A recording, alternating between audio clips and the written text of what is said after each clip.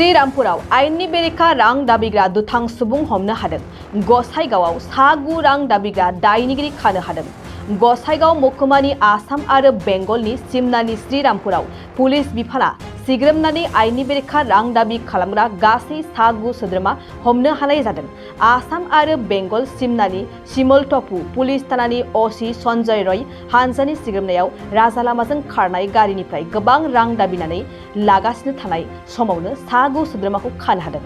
गसाइगाव ओनसोलनिनो बायदि बायदि गामिनि दायनिगिरिनि मुंफोरानो जाबाय रनजित बसुमतारी, मनज साह, सन्जय सरकार, आबुसामा मण्डल, आकतार हुसेन, धनराज बसुमतारी, आबु बकर सिद्दिकी, मजिल इस्लाम आरो आब्दुल खालेक होननानै मोनथिनो मोननाय जादों।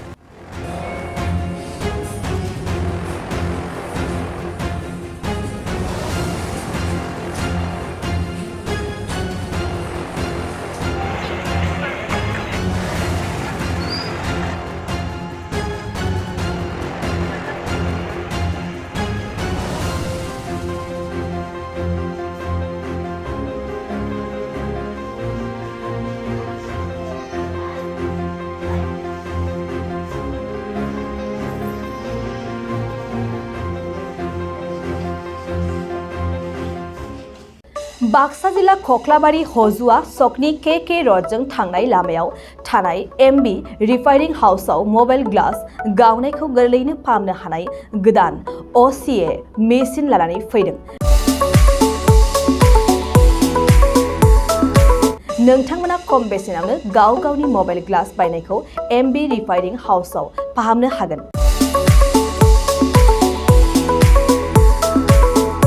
मबाइल ग्लास बायनायखौ फाहामनायजों लोगोसे मबाइलनि बायदि रोखोमनि बाहागो आरो बायदि रोखोमनि मबाइलनि गाज्रि जानायखौ बे एमबी रिफाइनिं हाउसआव फाहामनो हागोन।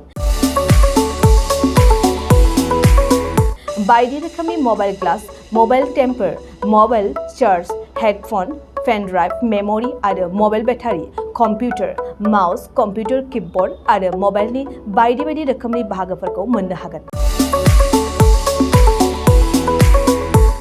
एमबी रिफाइनिं हाउसआव फोरमायनाय बायदिब्ला दासान्दिनिफ्राय लानानै फैगौ दिवालीसिम डिसकाउन्ट होगासिनो।